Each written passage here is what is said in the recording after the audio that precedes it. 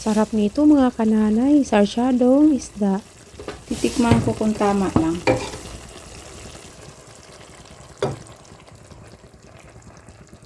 Yan.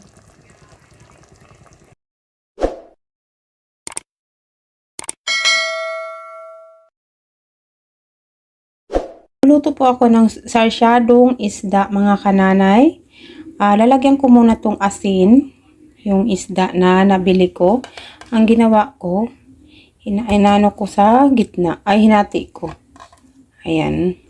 Lalagyan kong asin. Ayan, lalagyan ko ng asin. Tapos lalamasin ko bago ko ipiprito yung isda. Ayan, konting asin lang.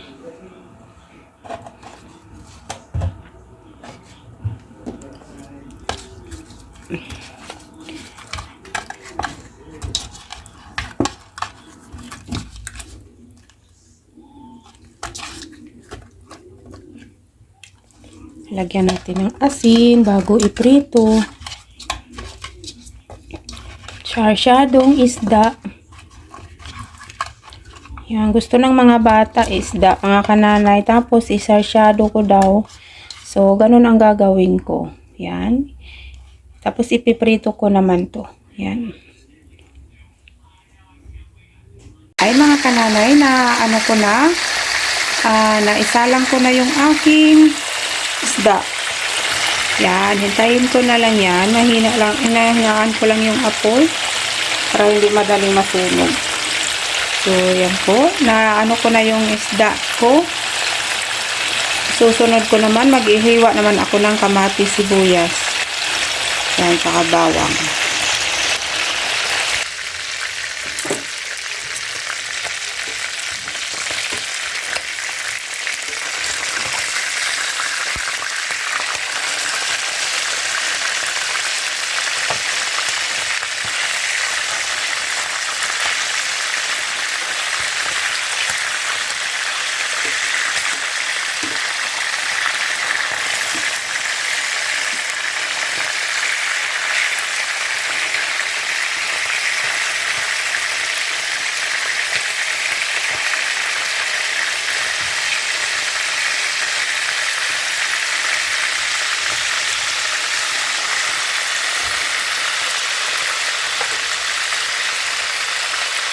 A few moments later. Naprito ko na po pala yung isda, mga kananay. Ayan.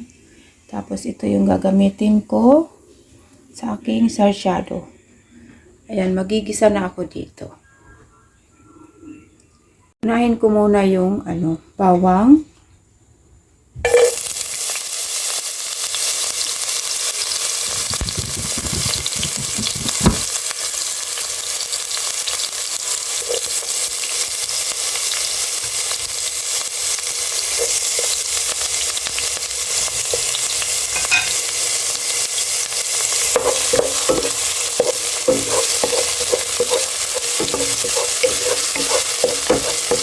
Isa lang.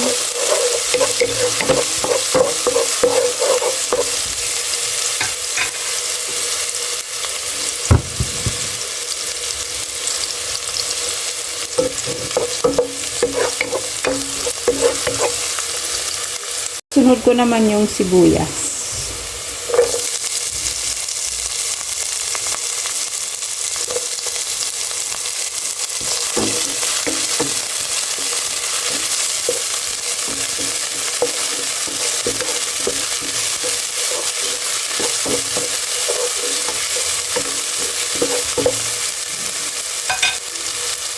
Kamatis.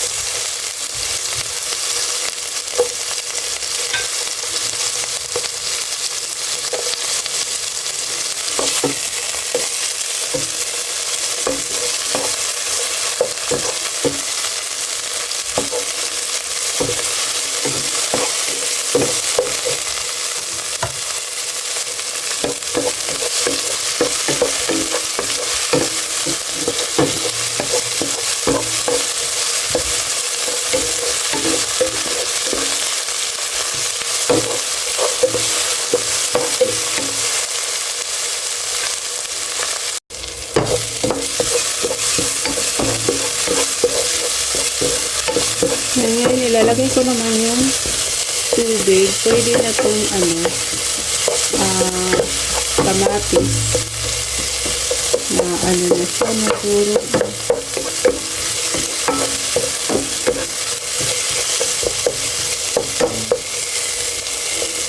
Yan. Tapos lalagyan kong tubig. Kunting tubig. Yan. Kukuluin ko lang yan.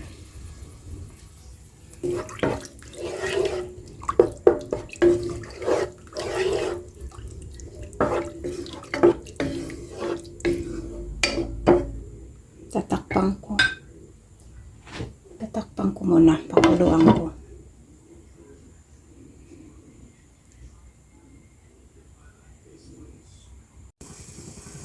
Ang kumulo na. Lalagay ko naman yung isda. Ayan, ilagay ko yung isda. Lahat ko na to.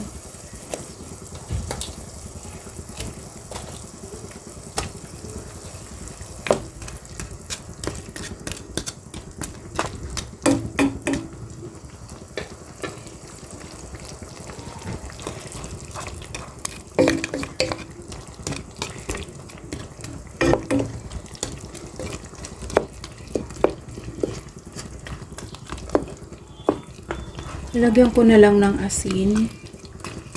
Tsaka konting magic sarap.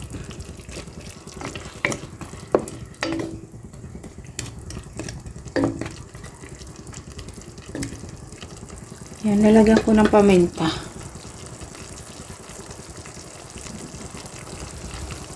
Lagyan kong asin. Kunting-kunti lang.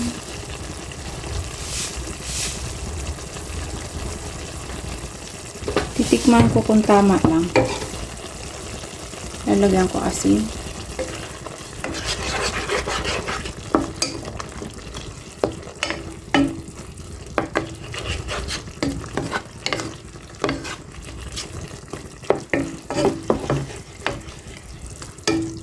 Tapos paminta. Kunti lang. Paminta at saka magic sarap. Mga kananay, maglalagay akong konting magic sarap.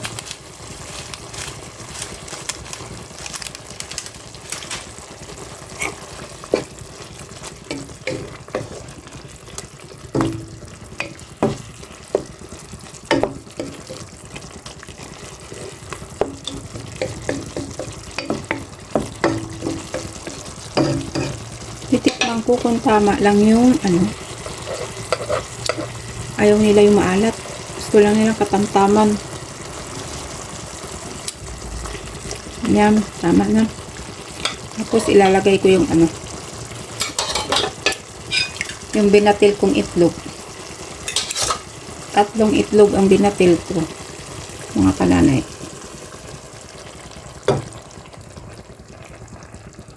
Yan.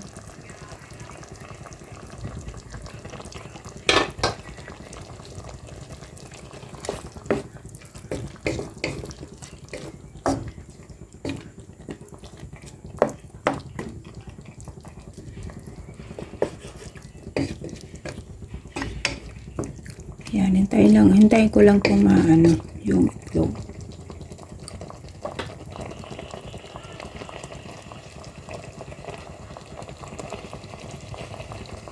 Ayun mga kananay, luto na po yung aking sarsyadong isda. So, yan lang po.